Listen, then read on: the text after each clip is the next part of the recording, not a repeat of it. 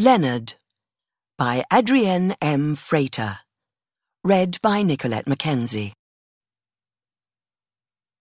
Women often knit gifts for their families. Wives knit socks or scarves for their husbands.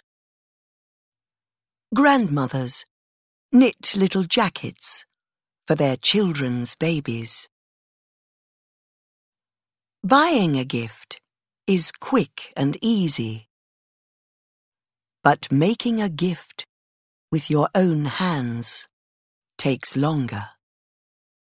And if, like Leonard's wife, your hands are old and stiff and crooked with arthritis, perhaps knitting is not the best thing to do.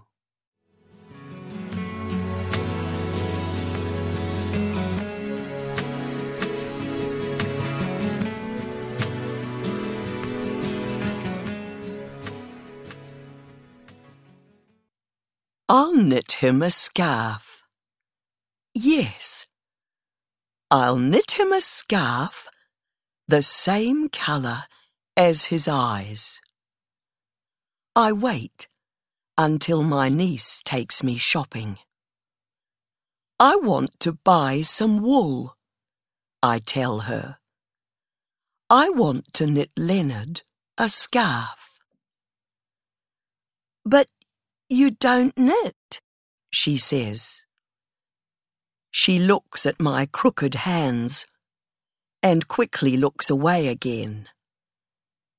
And Leonard doesn't go out anymore. But Petra takes me to the wool shop anyway. I want to buy some blue wool, I say to the woman in the shop. The colour of my husband's eyes. I touch a ball of blue wool that feels as soft as a bird's feathers. Isn't this a little too fine? Asks the woman in the shop. No, it's just right. Later, tired after my shopping, I lie back in my armchair and have a little sleep. When the car stops outside, I am still half asleep. And in my mind, I see a younger Leonard standing at the door. His back is as straight as a piece of wood, and his blue eyes smile. Is anyone home? Dan calls.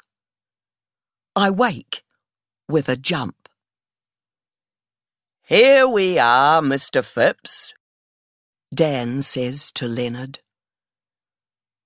Holding Leonard's arm, Dan walks him into the house. Thank you, Dan. I take off Leonard's coat and push some hair away from his eyes.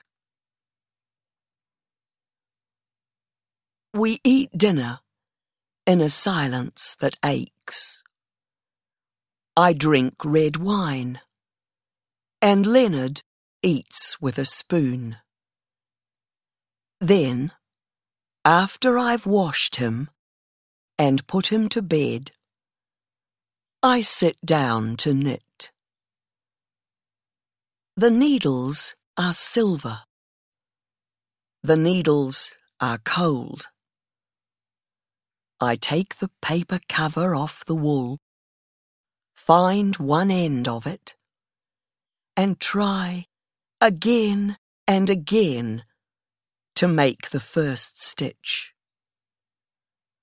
I am listening to music by Beethoven, and it is nearly halfway through before I have finished the first row of stitches. My fingers hurt, and they won't do what I tell them. But I have begun.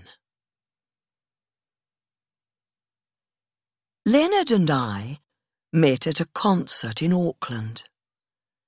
He was tall, with blonde hair then. I can still see him walking towards my seat. He took off the soft blue scarf that was the same colour as his eyes, and my heart gave a little jump. We talked over supper, and I found out where he lived and what he did. "I'm an eye doctor," he said. "Just beginning. No money, but I never miss concerts." I made our first date while we were walking out of the concert building. In those days, men always did the asking, not girls. I don't know if Leonard was surprised at my asking him or not. He never said anything. On the days when Leonard goes to the daycare centre, I knit. I plan to finish the scarf for our 53rd wedding anniversary. The scarf is almost finished, and when I hold it to the light, diamonds shine through. I shake the wool, drop a stitch, try to find it again. Was I more in love with Leonard than he was with me? I have so many questions, and I cannot ask any of them now. "It's finished," I tell my niece, putting the scarf round my neck. "It looks good," she said, "if you don't look too closely. Is it a gift?" "Yes, my last." On the morning of our anniversary, I kiss Leonard and give him the scarf. I know he will not speak, but while I am putting the scarf round his neck, I find that I am still hoping. The scarf is as crooked as my fingers. It's full of holes, long, thin holes, little round holes. Leonard puts his hand up and touches the wool. And for one short moment, his eyes come alive again. Yes, he wants to tell me. Yes, he wants to say. The scarf is soft. The scarf is blue. The scarf is us.